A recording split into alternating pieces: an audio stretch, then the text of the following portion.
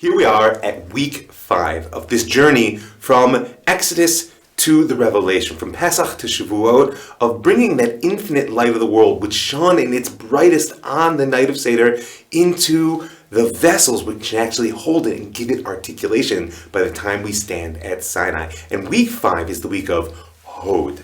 Now you may recall last week with Netzach, we spoke about the fact that these are really two sides of the same coin, Netzach and Hod. And when I say that, what I mean is this. There are two ways in which God's infinite light finds expression in existence. One is in its all-embracing nature. If God is infinite, you know what I am?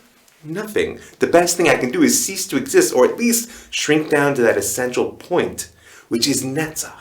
This week, though, we're not in a point, we're in something much more extraordinary, because this is the symbol of Hod, and it sounds like this. Ooh.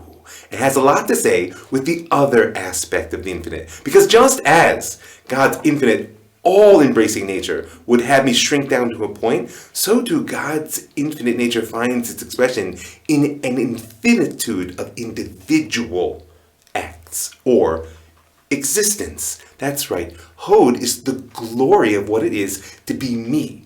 And in being fully me, not just to express my essence, but to express one aspect of infinity. And all of us, everything must do this to its fullness in order for God's infinite light to be expressed in its totality. There's Netzach, that little point that shrinks in the face of God's all-embracing, and then there's Hod, the place where I show in my glory and in my individuality give greatness to God's light. Now you may be wondering, what on earth, Mike, does this symbol have to do with Hod? Because I'm trying to work an angle here. Well, I want you to recall some of what we've learned. We spoke about Tiferet, about that aperture which the greatness of that light has to squeeze through in order to come into our world and find expression. And we spoke about also Netzach, the squeezing down to make space for that light.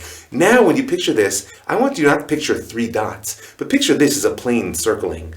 Right, not a plane like airplane, but a circle of a plane here and here. I want you to picture what would happen if you did a pirouette on the ice in your full glory, hand extended, foot extended, spinning around this center point. Up above is a circle, up below is a circle, and you are in full expression. And what sound are you making? Ooh, what could be finer?